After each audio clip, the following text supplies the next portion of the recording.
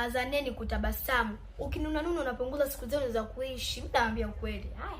Waambie jamani, tujifunze kufurahi ili maisha yetu yaweze kuwa marefu zaidi. Pia tusisahau kusali. Mungu ndo kila kitu kwenye maisha yetu. Lakini nyie mnawaambia watu watabasamu na mnasema kwamba mtu asipotabasamu anapunguza siku za kuishi. Nyie nani kawaambia? Mimi hapa ni mchawi, kwa hiyo naweza kutabiri.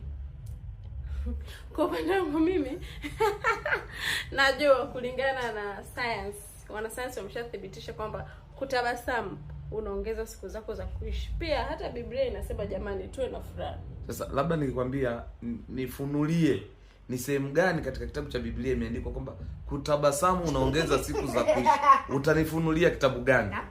Anyway, you can go and look. Sasa hiyo lugha sasa mdoli hapo unachanganyana. Joan, can you speak English? Yes. Let's speak. Can you speak English? Yes. What's your name? My name is John. What are you talking about? Don't talk about shit, nigga. Joan. Sasa hicho. Sasa wewe Kisoda, can you speak English? Yes, I can. Okay. Where do you live? I live at Mbagala Kitamba Cheupe. Mbagala Kitamba Cheupe. That's why Back, you look back, like back, this. back. Mbagala Babu, Kitamba it's true. Cheupe. Jamani ndugu zangu,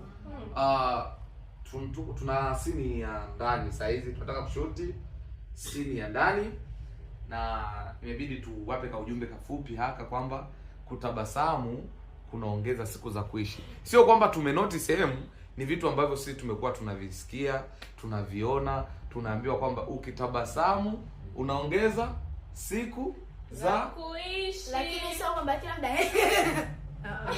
Sio kama Unaweza kwa step.